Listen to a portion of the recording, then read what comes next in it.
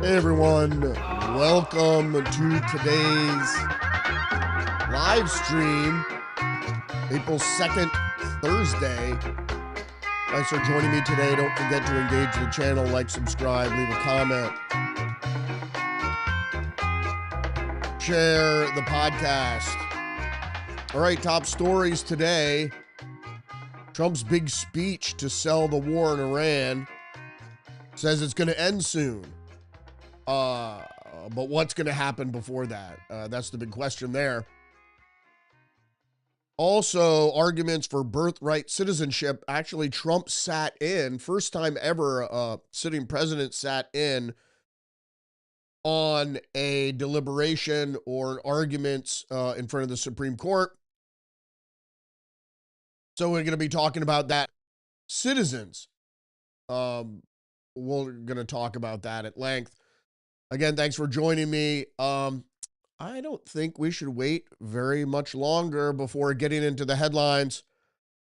So let's read the headlines for today, April 2nd.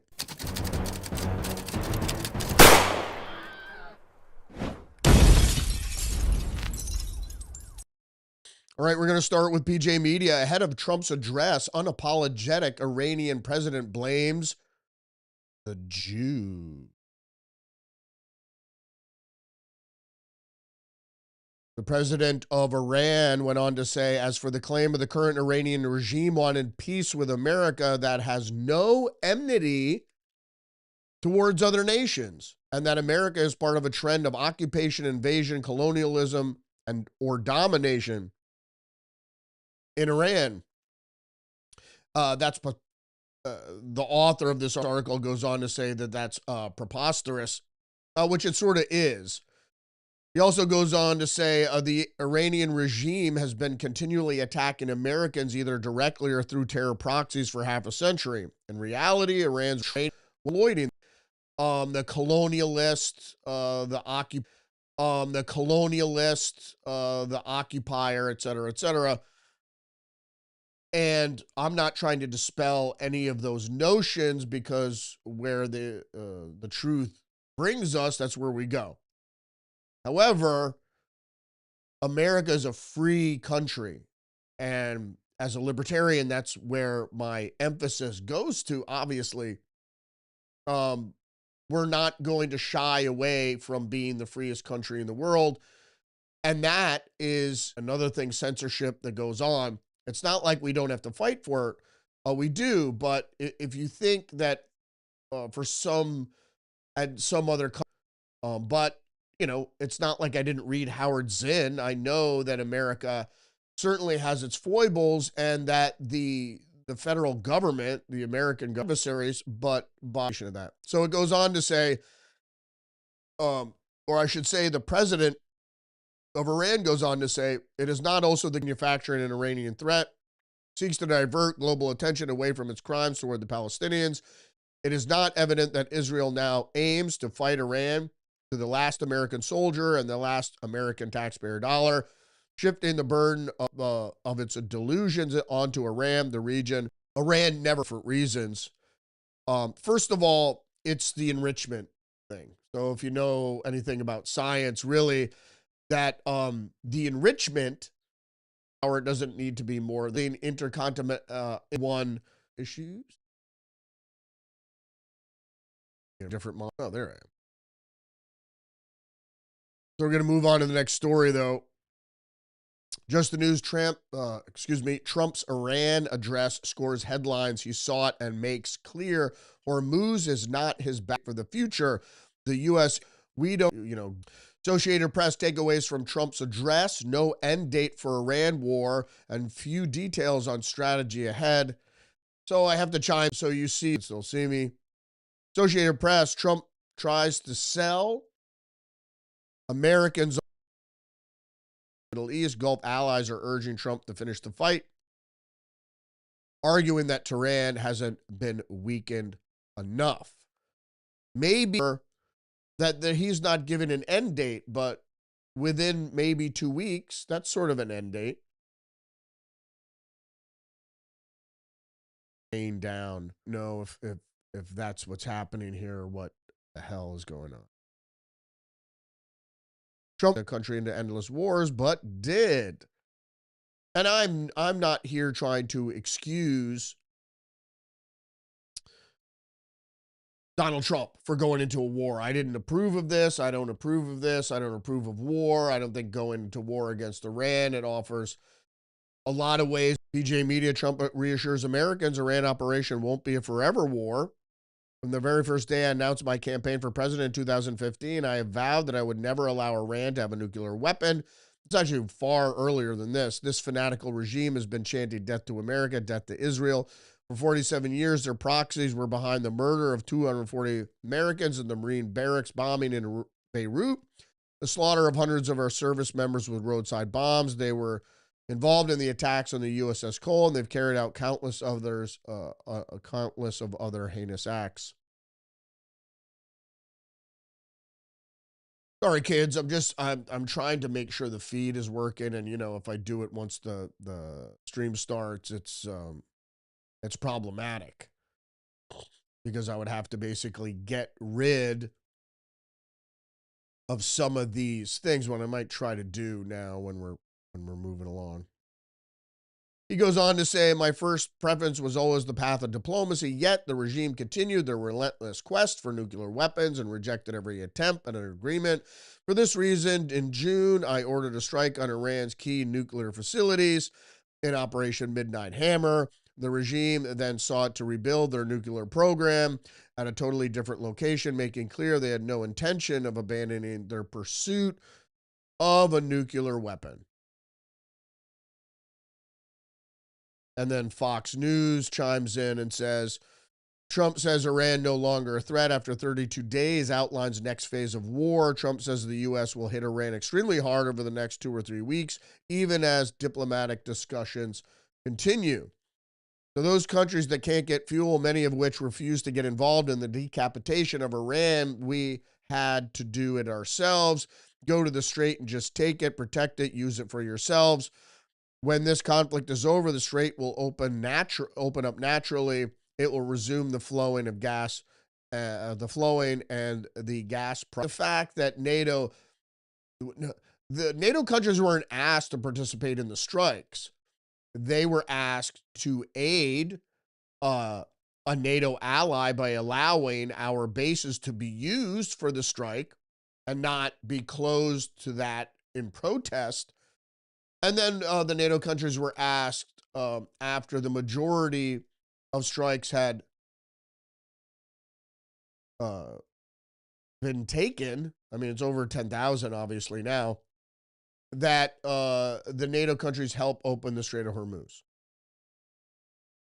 The Financial Times, foreign central banks sell U.S. treasuries in wake of Iran war. International official holdings at the New York Federal Reserve fall to the lowest level since 2012.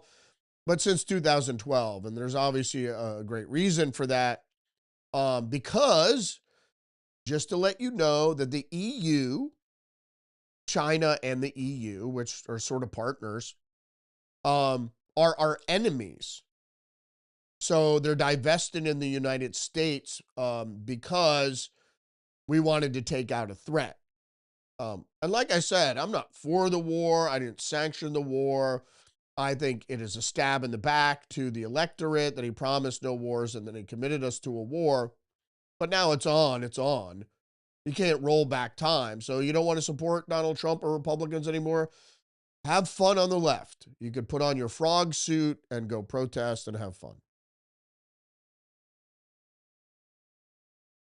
The Times of London, is Trump planning a ground invasion of Iran on Good Friday? You know something we don't know? Are you telegraphing to the enemy? The president's weaponized unpredictability is destabilizing for the Middle East and the world, but there's a growing feeling that it is a ploy to buy time. Traditional allies of the U.S. told one day that he does not need them.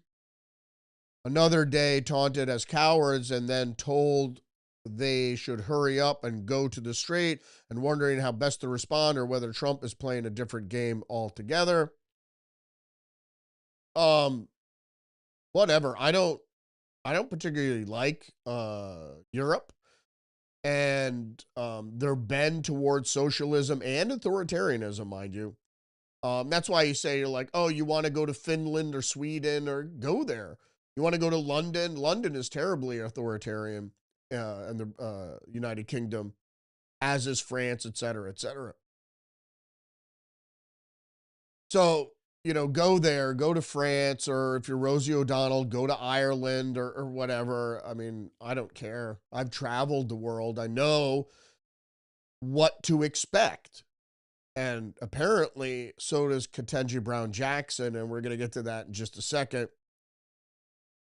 One America News, Unstoppable Force, Trump addresses the nation. We are on track to complete all of America's military objectives shortly. A dead and crippled country. And who knows? It's the fog of war. It's the propaganda of war. What really is the truth on the ground? I would tend to believe Trump and Pete Hegseth over the president of Iran. But whatever. You make your own opinion. The problem is that there was never any doubt whether America could beat Iran. But what the outcome is, that's the question. What's the outcome going to be? And what Iran is trying to do, as terrorists usually do, they're trying to strike out and disrupt everybody. They're trying to fuck over everybody because they got attacked by a country that was trying to broker a deal like we've been trying to do for 30 some odd years. I mean, I think Reagan should have went in, after we got the hostages back. But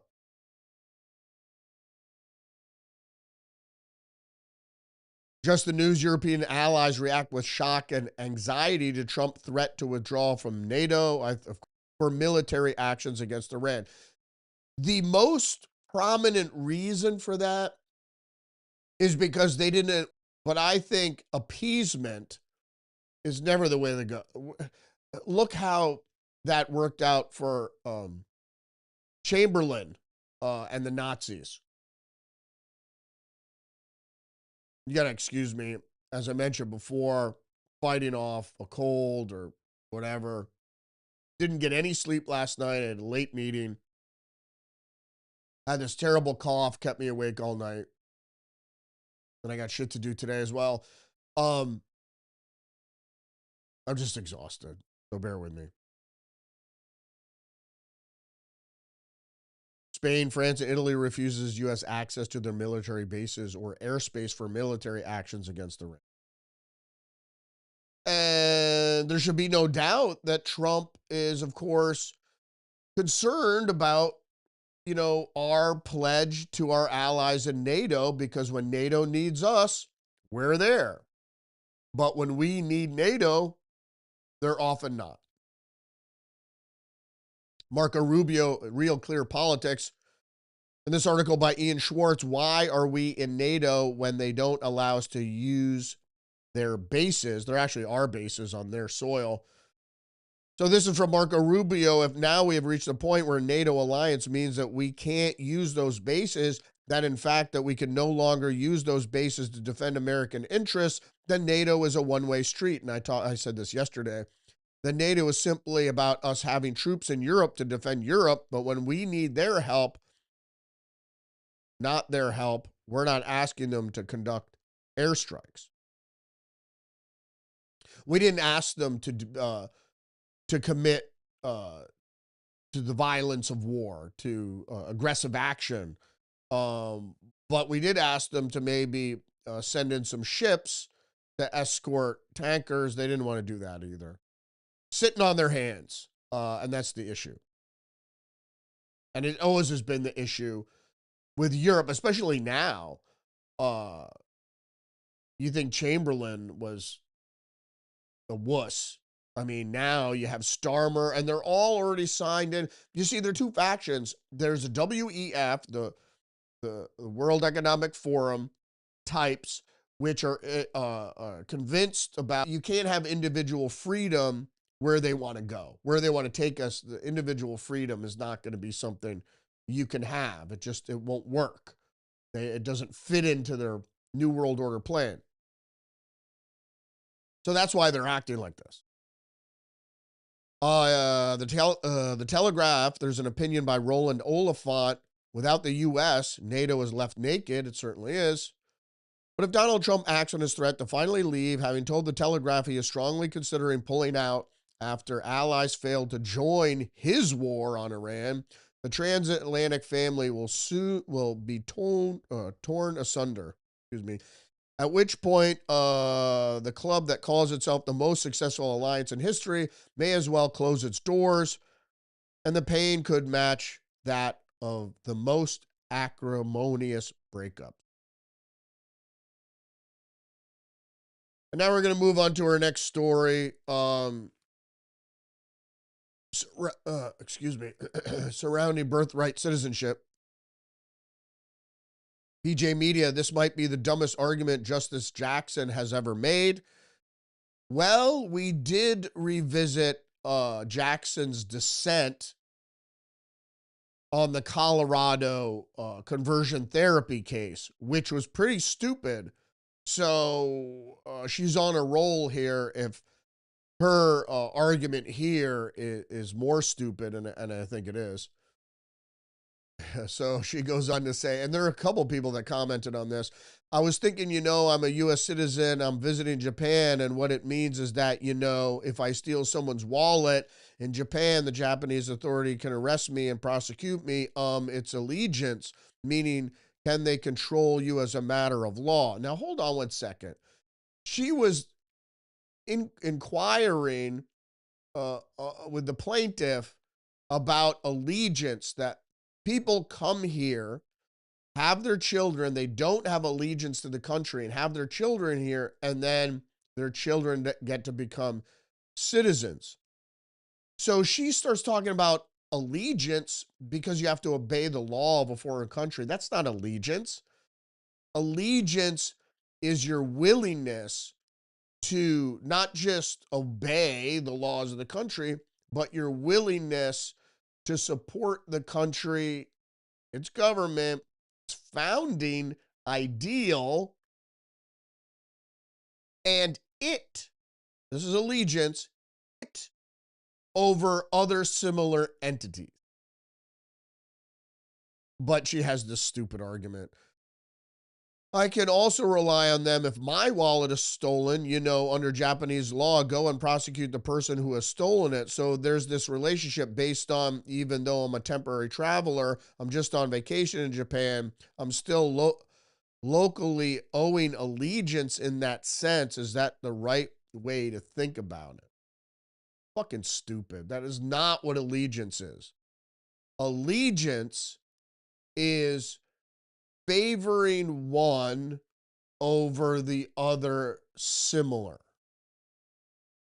So in this case, one country over other countries. If you show allegiance to a person, it's that person over other people.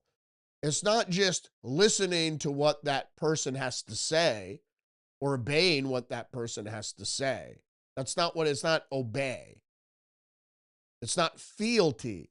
I mean, she's really confused there what allegiance is, because she doesn't know what the meaning of a woman is. And so it's very unlikely she knows what the meaning of allegiance is. And the thing, I've always said this, one of the best way to define something is not always to state what it is, but to state what it isn't. And that's not what she described there, is not allegiance. She's confused. The Federalist, Dear Justice Roberts, the same Constitution would never authorize anchor babies. This is true.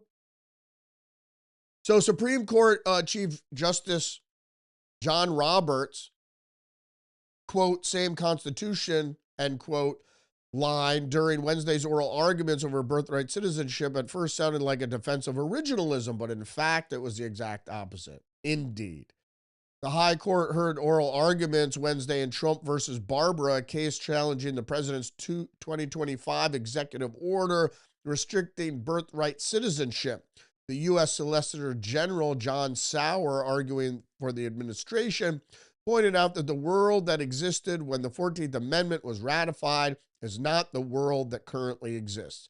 8 billion people are on one plane ride away from having a child who is a U.S. citizen, Sawyer pointed out.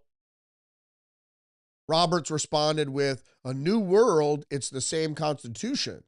His response met with adoration across the spectrum. But the idea the same Constitution would grant birthright citizenship to children of third world illegal aliens or patrons of birth tourism companies is not originalist. In fact, it's the opposite. Originalists are supposed to ask the Constitution's words were understood to mean at the time they were adopted. The idea that the framers of the 14th Amendment would have understood the amendment to grant birthright citizenship to children of illegal aliens or customers of birthright tourism company is risible because such problems did not exist. They are indeed part of a new world. Retrofitting the 14th Amendment to cover unprecedented circumstances is not originalist. I agree. Justice Gorsuch, this is from the Huffington Post, he chimes in, "Are Native Americans birthright citizens?" Government lawyer, of course. Of course they are. Hey, asshole. And it's like, I know he was appointed by Trump, but look, it's your descriptor there says it all. They're Native Americans. Of course they're birthright citizens. He's trying to strike down that everyone born in the U.S. isn't a U.S. citizen. That's not what we're saying. Because obviously the people born of American citizens are indeed citizens. And in some instances, if a foreigner or a foreign national has a child here, perhaps their children are citizens in extenuating circumstances. But this overarching, anybody who gets here, gets across the border and gives birth, somehow that baby is a citizen. I disagree. I side with the government. But that argument is stupid. Another stupid argument by a conservative, no less. Mediaite Sotomayor grills Trump Solicitor General. Are you asking to allow the government to unnaturalize people? Well, hey, two of the last three terrorist attacks in the United States were naturalized citizens. So unnaturalized people, all people, no. Some, sure.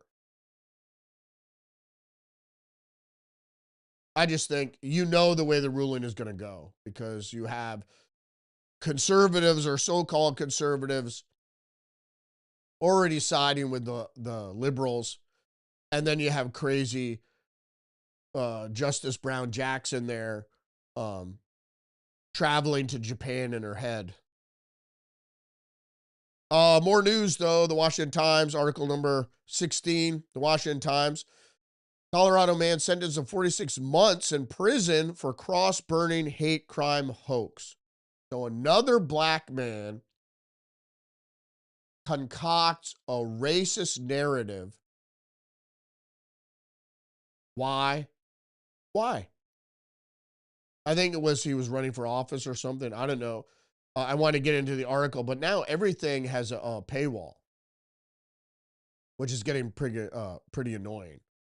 So I might have to end my subscriptions to certain. I've been a subscriber to the New York Times for Jesus since I was 12.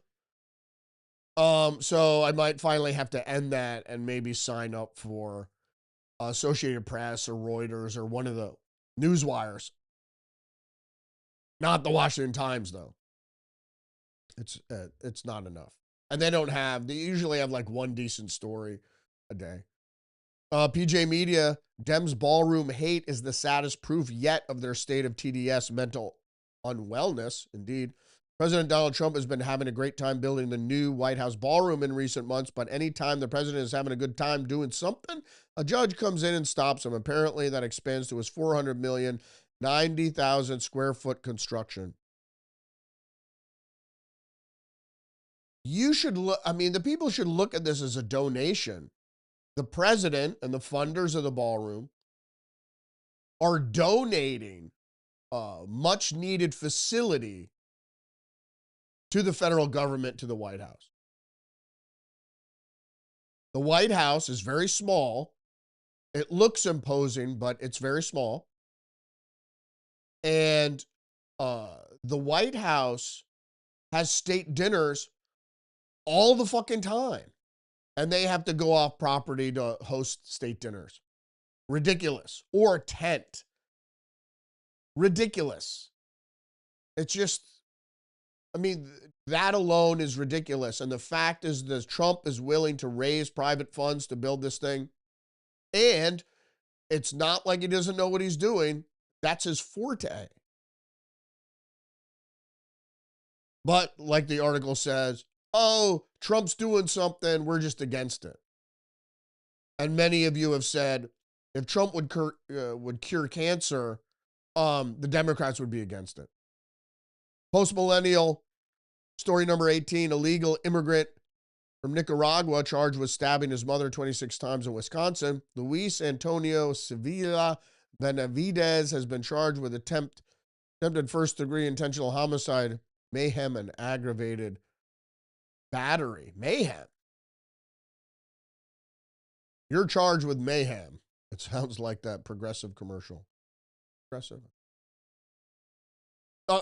You know, I went over this yesterday. There was another illegal alien stabbing, another illegal alien. And do people care? I care if crimes are committed in the United States, and particularly if they're committed by illegal aliens.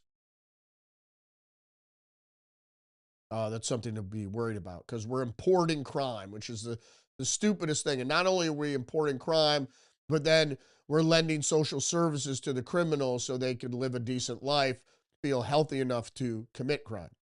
Lex, this goes all the way back. The Biden administration, unconstitutional and ultra-virus targeting of domestic media outlets, and to ensure the future administration does not restart the censorship activities that flourished under the Biden administration. That's why they filed this. Several officers and employees in December of 2023, the complaints filed the New Civil Liberties Alliance, a public interest firm committed to fighting the administrative state, alleged violations of the plaintiff's First Amendment rights, the freedom of speech, and the freedom of the press. The Global Engagement Center is, again, it's like the CIA. You're supposed to work abroad, but they work domestically all the time. Speaking of censorship, just the news. Deja vu Hunter Biden whistleblower documentary ads suppressed by big tech, lawyer suggests. Carolyn Levitt told key Republican lawmakers on Wednesday that a documentary featuring Shapley, Ziegler, and others seemed to be suppressed by Facebook, X, and Google. X, huh? I think they wanted to avoid lawsuits, maybe. I don't know. I don't know anyone who's protecting Hunter Biden, or the Bidens in particular should. Just going back to the story. Alarming big tech suppression of a campaign to fund the production of our documentary, Shield by Power, The Whistleblowers versus the Big Guy, was the movie. Everybody should check it out. And I think they're still looking for funding, I don't know, to complete it, maybe. More news, story number 21. National Review Johnson signs on to deal to end DHS shutdown, punts on ICE CBP funding. So the Republicans are caving. Do I care? As long as funding doesn't get ending the illegal immigrant roundups and focusing on Iran. That resembles the Senate Republican plan Johnson dismissed as a joke just last week. Under the plan announced Wednesday, House Republican lead Immigration and Customs Enforcement to a later date through the budget reconciliation process. So the issue was the Senate bill and what the House wanted. That was the Senate's bill. Hurry up on One American News. Pelosi, Republican, the Democrats is they always accuse Republicans for what they do. So it's sort of like watching CNN, and CNN will say something and you're like, that is so weird and seems so false. You should immediately assume it's false and assume the opposite. It's the same thing with anything that comes out of Nancy Pelosi's mouth is the opposite. Former Speaker of the House, Nancy Pelosi, recently suggested that Republicans are trying to cheat in this year's midterm elections. It's always us, not you, even though we have proof you did. She gave a sit-down interview with MS Now's Ali Vitali, where she reflected on her many years in office and plans to retire in January. Couldn't come soon enough. Could tamper election because what's going to happen is people investigate and we're going to find out that they cheated.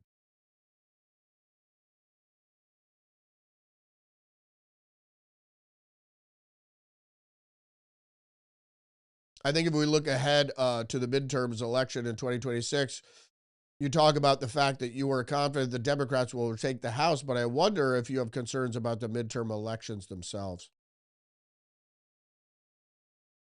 Yeah, they're going to lose, I think, especially if Trump's, the thing is the mail-in ballot thing. So if Trump gets his way with mail-out ballots, and hopefully states on their own will pass their own voter ID legislation, I hope, or some version of the SAVE Act passes, the Democrats are going to lose. Even though everybody's like, oh, everyone hates Trump, whatever, is the only reason the Democrats have been cheating in elections for decades. Probably at the same time they started taking corporate funding in the 70s. I don't know. Maybe before that. Next up, Washington Post. Democracy dies in darkness.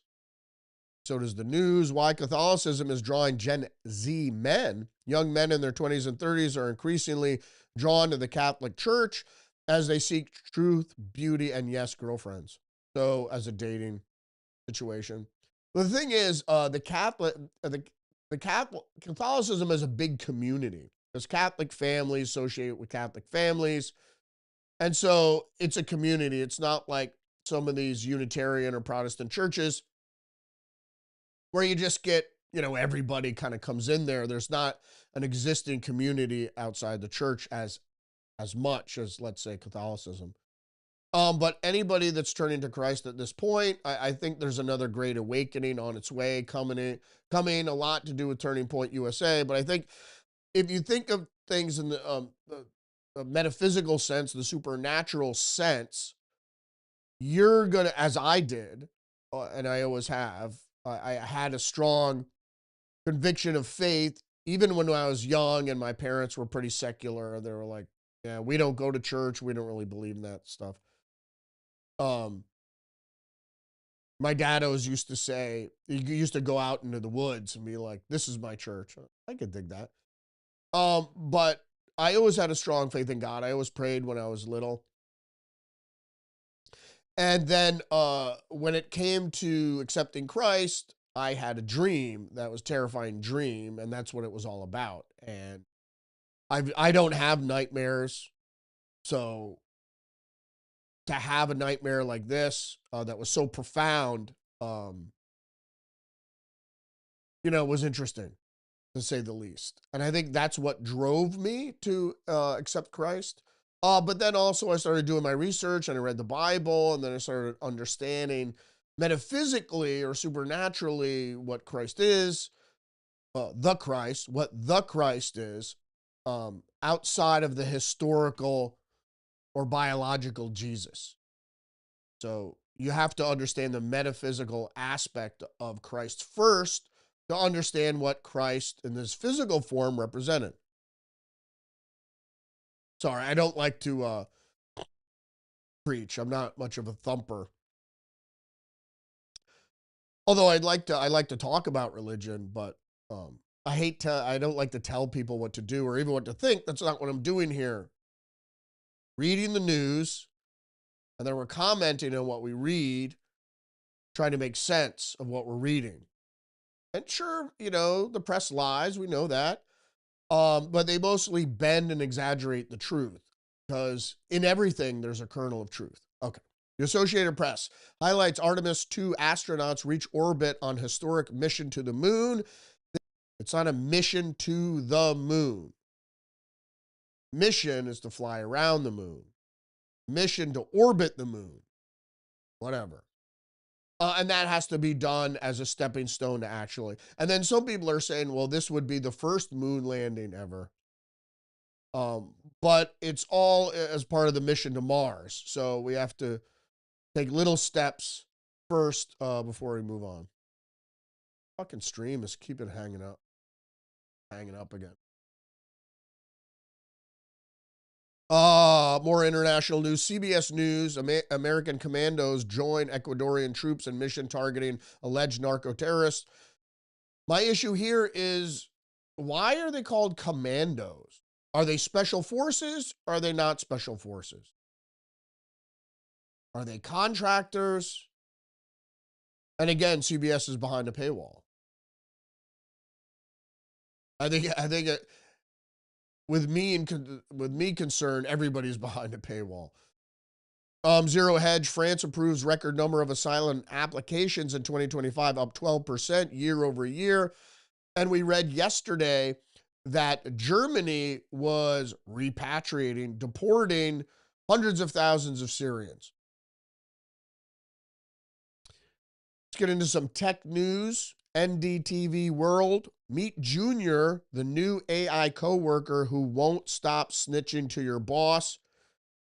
Xian Kun Wu, the company's founder, is creating the kind of workplace that feels both inevitable and unsettling. Oh, the Chinese? Getting robots to be authoritarian? Why would they do that? Or in China and are governed by the communists. Since it's unveiling demo slots, which require a $500 deposit to deter the merely curious or fully booked, the proposition is blunt. It's labor, but AI defined. That's no different. Junior drafts marketing campaigns, updates, relationship management systems, monitor inboxes, tracks deadline across departments, and generates reports. It does so proactively. Instead of waiting for prompts, it scans internal communications, identifies gaps, and relentlessly nudges employees to close them.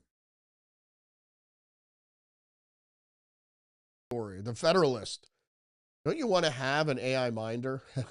The Federalist, big tech's plan to make work optional is evil. This includes Elon. Opportunities. A world without work is something none of us should desire.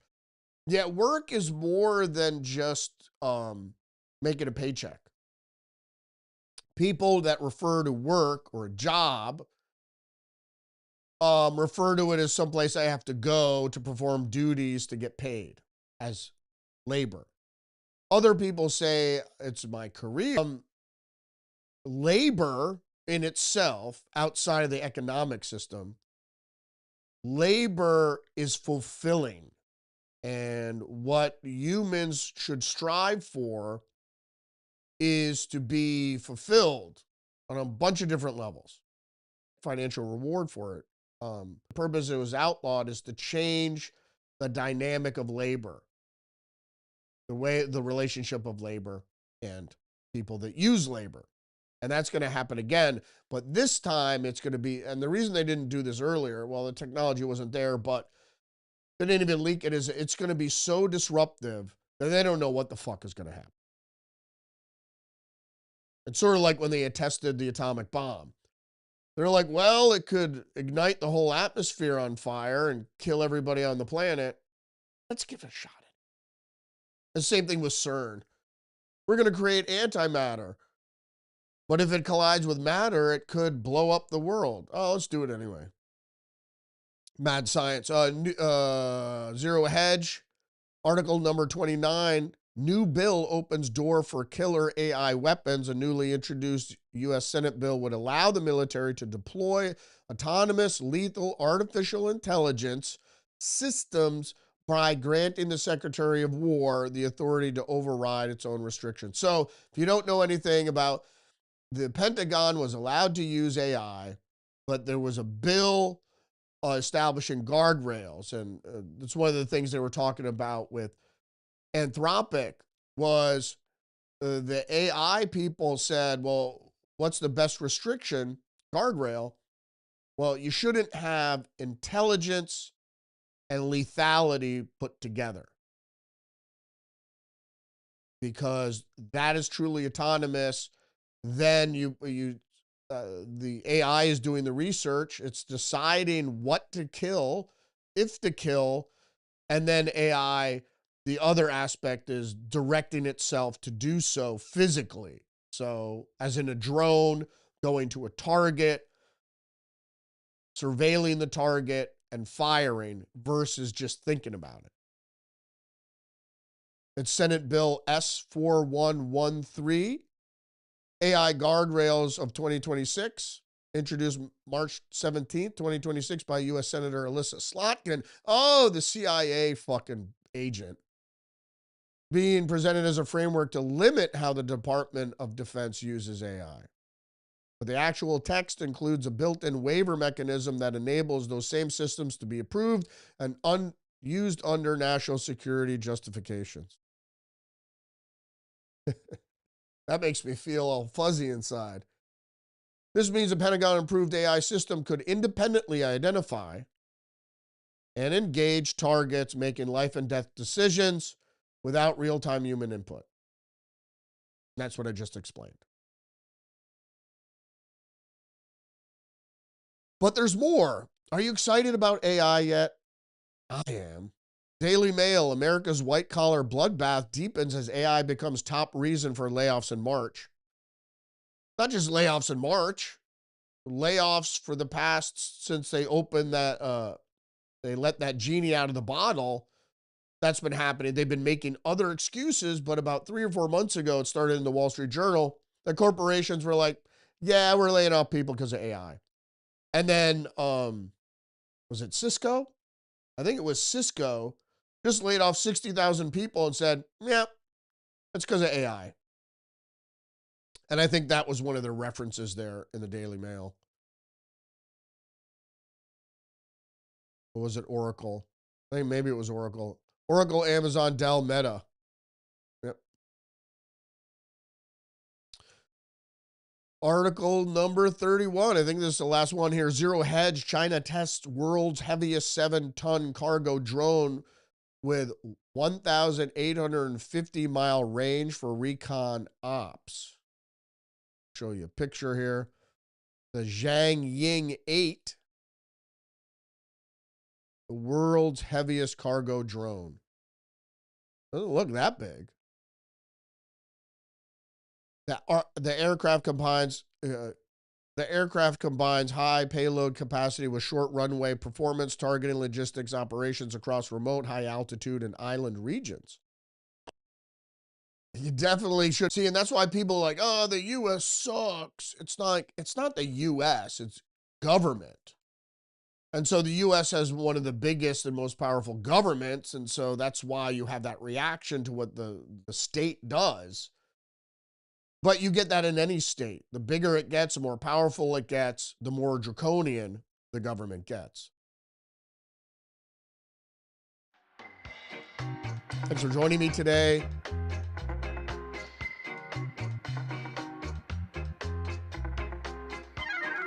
Freaking barely made it. Don't forget to engage the channel, like, subscribe, leave a comment. Share the live stream. Remember, you're under attack, psychologically and biologically, so stay hip to the trick. I'm here every day, Monday through Friday, live streaming around 10 a.m. Rumble, YouTube, BitChute, X, Facebook. Also publishing on Substack. and Spotify. So thanks for joining me today, despite my cold and whatever. Pleasure is all mine. Because I read the news anyway, and I just thought I'd share it with folks and try to develop some understanding or overstanding about what it all means. I mean, the war in Iran is an unfortunate thing, but, you know, let's not wet our pants, clutch our pearls, wring our hands. It is what it is. It's like the first time the United States went to war with a country. I mean, I know we all thought Trump was different, but you get to your end of your last term or in the middle of your last term, either the pressure is too great or the offer is too big or the threats are too looming. You know, who knows? Is it about the Epstein thing? You know, did he go to war to save Lutnick? I mean, is it all the Jews? You know, I wanted to say one thing just really quick, because I was thinking about Charlie Kirk. I'll talk about this tomorrow. And the ballistics, everybody was, you know, if Israel did influence the killing of Charlie Kirk, they did it how the FBI and intelligence services do it. They don't put a Mossad sniper behind Tyler Robinson. They just get online and act like a furry and convince Tyler Robinson to do it. And maybe they have their operatives make sure that Tyler Robinson gets certain medications that he needs for his depression. I mean, there are hundreds of ways to influence people online. That's why the internet mostly not was created, but that was the idea behind what intelligence could use it for. You're not just in everyone's living room, you're in everybody's eyes and ears now, in their head, basically, and they realize that, especially with interactive media. So that's the internet for you. So we're about 55 minutes, and the feed keeps hanging up. I don't know. I have to clean out my hard drive, perhaps. And this happened yesterday too, and it was right after I was working with a bunch of video. So I might just have to clean that off. I think that's what it is. Because even though I bought a new laptop, the same modalities apply. That you got to keep your hard drive clean so that that memory could be used. Because the way they use memory now, it's whatever's available, they try to use it, and the less that's available. And I'm running like 1, 2, 3, 4, 5, 9 apps, and 2 very big ones, including OBS.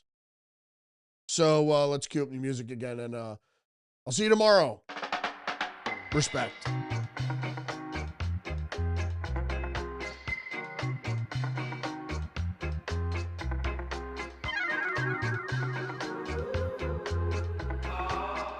These people are crazy.